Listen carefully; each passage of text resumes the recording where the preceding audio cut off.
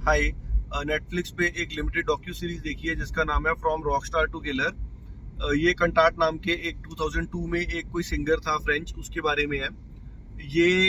Involve इसके दो बच्चे होते हैं, ये मैरिड होता है और ये एक लड़की से मिलता है, एक एक्ट्रेस से मिलता है और उसके साथ इन्वॉल्व हो जाता है। और वो जो जिसके साथ इन्वॉल्व होता है वो लड़की के ऑलरेडी चार उस लेडी के ऑलरेडी चार बच्चे हैं। उसका नाम नहीं, फ्रेंच नाम पर बहुत मुश्किल होते हैं प्रोनाउंस करने।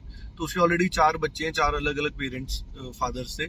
उससे जब ये मिलता है उसके साथ काफी प्यार में हो जाता है। ऐसे लगता है कि ये बहुत ज्यादा कंट्रोलिंग है। जो वहाँ जब एक मूवी की शूटिंग कर रही थी और वहां पर जो लोग उस समय अवेलेबल थे जो देख पा रहे थे 2001-2002 में कि ये कितना ज्यादा कंट्रोलिंग है। और वो लड़की को भी लगता है कि जैसे जैसे शॉट खत्म करती थी फोन पकड़ लेती थी एसएमएस मैसेजेस करने के लिए। और बड़ा वैसा वाला सा पार्ट ये इन्होंने दिखाया कि वो बहुत ज्यादा उसको लेके पैरानॉइड रहता था लड़की को।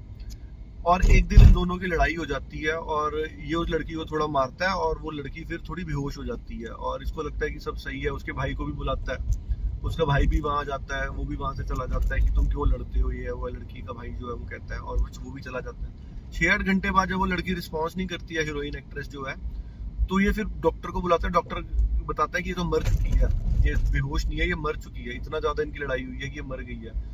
तो ये इसको पहले ट्विस्ट करने की कोशिश करते हैं कि उसने पहले मारा था, फिर मैंने नहीं मारा था, फिर ऐसे ऐसे करके कोर्ट में जो लोग हैं वो ऐसे बस ये कह देते हैं क्राइम ऑफ पैशन है। तो उसको 8 साल के अंदर हम सजा, जो है फर्स्ट डिग्री मर्डर नहीं है, क्राइम ऑफ पैशन है। और इसको हम 8 साल के अंदर अंदर रिहा कर दे, 8 साल के अंदर रिहा कर देंगे, नहीं तो 15 साल जाना था। और 8 साल के की जगह भी उसको 4 साल में रिहा कर देते हैं क्योंकि उसका अच्छा बिहेवियर होता है और ये वो। और जो उसकी वाइफ होती है ना, जो जिससे उसके दो बच्चे हैं ऑलरेडी थे, वो आके कोर्ट में कहती है कि मेरी और इसकी कोई ऐसी हिस्ट्री नहीं है, कंटाट की और मेरी कोई ऐसी हिस्ट्री नहीं है वायलेंस की। हो सकता है कि ये क्राइम सही में क्राइम ऑफ पैशन हो, इन दोनों की लड़ाई हुई हो और लड़ाई में उसने उसको चिढ़ाया विढ़ाया तो था ही लड़की ने। She got on his nerves और वो आउट ऑफ वो क्या कहते हैं, गुस्सा या जो भी कहेंगे उसको, एंगर, उसने उसको सच में इतना मारा कि वो मर गई, मतलब फेमिसाइड कहेंगे इसको। और लड़ाई हुई थी दोनों की। उसके बाद जो इसकी वाइफ है जिसके साथ अब ये इन्वॉल्व है, 2006 में वो सुसाइड कर लेती है। जिसने कोर्ट में कहा था कि मेरा और इसका, और वो एक सुसाइड नोट लिख के जाती है, उसमें बहुत सारे लोगों का नाम होता है, कंटाट का भी होता है, बट डायरेक्टली ये नहीं बताती कि क्योंकि हमारा अब्यूसिव रिलेशनशिप है, कंट्रोलिंग रिलेशनशिप है, इसलिए मैं ये कर रही हूँ। और वो ही goes on to be the best singer.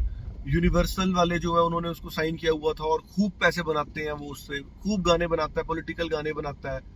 वो आज भी बाहर है। और जब 2017 में मीटू मूवमेंट हुई तो उसके ऊपर एक आर्टिकल लिखा बहुत ज्यादा रिसर्च के बाद, जहाँ पे पता लगा कि उसकी शुरुआत से जो उसके बैंड मेंबर्स वगैरह थे उन्होंने बताया कि 1990 से ही उसकी थोड़ी ऐसी हैबिट थी जहाँ वो मारता पीटता था लड़कियों को। और अगर वो उसी समय हैंडल हो जाती चीजें तो ये हो सकता है दो लड़कियां ना मरती। और इसके ऊपर उन्होंने बताया कि हर साल फ्रांस में 100 फेमिसाइड सब चीजें होती हैं और ये सब के बारे में इन्होंने शो बनाया है। लिमिटेड सीरीज है, अच्छी है, एज इन की काफी जागरूक करने वाली है, इंस्टिगेटिंग है, तो कैन बी वॉच्ड।